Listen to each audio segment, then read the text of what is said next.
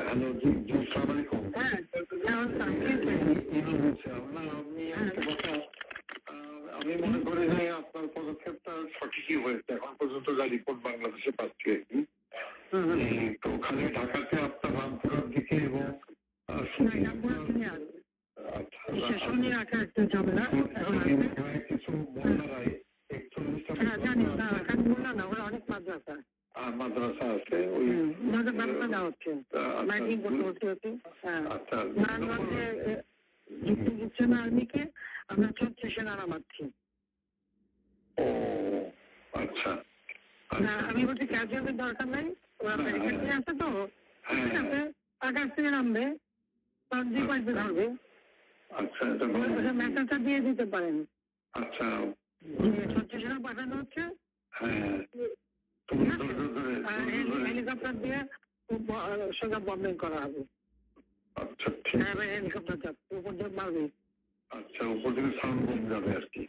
ঠিক আছে, যেটা গেল। আমি একটা পয়েন্ট আপনার একটু নজরে আনার জন্য রিকোয়েস্ট করতেছি যে কার্ফিউ তারা 2-5 দিন যা চললো, কিন্তু কার্ফিউর পরে যাতে আর মিছিলটা নামতে পারে সেই জন্য একটা হোমওয়ার্ক করা দরকার। যেরকম উত্তরা, পাড্ডা, গুলশান, যাত্রাবাড়িতে যারা মিছিল লিড করছে সেগুলো চিহ্নিত আর কি, ছাত্রদল, বিএনপির ছেলেরা শিবিরে। তো সেই ছেলেগুলো মানে ধরেন রিজভিকে অ্যারেস্ট করা বা নুরকে অ্যারেস্ট করা ইম্পর্টেন্ট না, ইম্পর্টেন্ট হচ্ছে যে মিছিলটা লিড করেছে। আমি আমার কুষ্টিয়া জেলাতে এসপি সেভাবে অলরেডি তালিকা করে ফেলছে, ওখানে কোনো সংঘর্ষ হয়নি।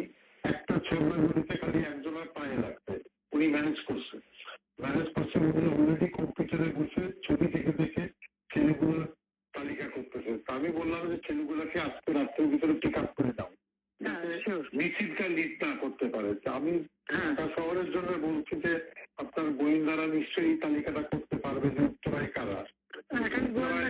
লোকাল লিডার ওখানে এমপি খসরু আছে এবং হাসান হাবিব আছে। আমার কালকের যে রিপোর্ট, হাসান হাবিব নামেনি, কিন্তু ও রাগ করে খসরুর উপরে ছেড়ে দিয়েছে এমপি সাহেব মোকাবেলা করুক।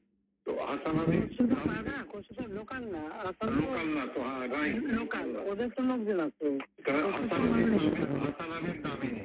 আর এখানে ওয়াকিলও সামলাতে পারেনি, ও 2 লাইনে পা দিয়ে চলে। আমার কথা হচ্ছে যে একটু যদি লোকাল লিডারদের সাহায্যে তালিকাটা করে নিয়ে আজকে রাতের ভিতরে সব কাস্টডিতে নিতে পারেন, তাহলে কোনো জায়গায়। আর মোহাম্মদপুরে একটা পায়খানা ছিল, কালকে আপনি রাত 12টায় যে খুব ভালো করছেন, আজকে কিন্তু গণভবন ঘেরাও করতো, কিন্তু মোহাম্মদপুরে ওখান থেকে রেডি হচ্ছিল কালকে, মানে এইটা। সুতরাং ডিসিশনটা খুবই কারেক্ট হচ্ছে মাননীয় প্রধানমন্ত্রী।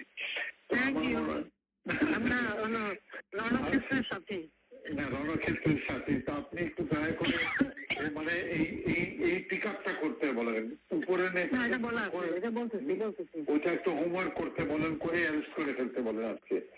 মানে সদিয়ে অ্যারেস্ট করে ফেললে আর মিছিল করার লোকটা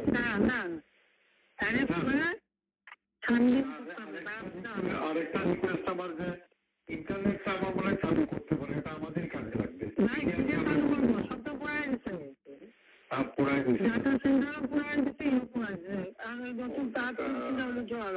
তো এটা হলে আমাদেরও মানে এই যে আমি যে কথাটা বলবার চেষ্টা, আমি 71-এ 8টার সময় যাবো, একা কথা বলবো।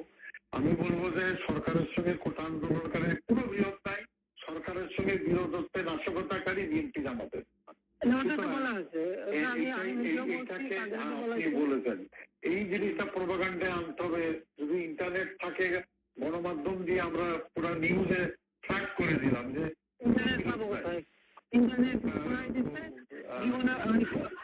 আমি তো আর আনবো টানবো না, যদি অন্য সরকার আসে তখন আনবে। আমি দেখি ইন্টারনেট ওরা পুরাইতে থাকুক, ওইটা চলতে বাংলাদেশে অন্য সরকার আসবে না, অন্য সরকার আসবে আসুক না, আমি যাচ্ছি এখন না জামাত সাহিত্য ওটা যারা আপনার যা যা লোক আছে তালিকা গুলি আপনারা করান, আমরা করাচ্ছি। এই ক্লিয়ারে জামাত শিবিরের আবার মেরুদণ্ড ভেঙে দেন ঢাকা শহরে একেবারে। ওটা আমার এক্সপোজ হয়েছে আর কি, একটু দেখেন। আর আমি বাদ বাকি আমাকে যেটা বলবেন আমি ইনশাল্লাহ করবো। না, ওই তালিকাগুলি একটু করে ফেলান আর নিজেগুলি একজন এই সুতা যা পারেন, ওই শিবির যে করা আছে যা আছে সবদের পারেন আমার না নাই। ওকে, ঠিক আছে, আচ্ছা জি, আচ্ছা, থ্যাংক ইউ।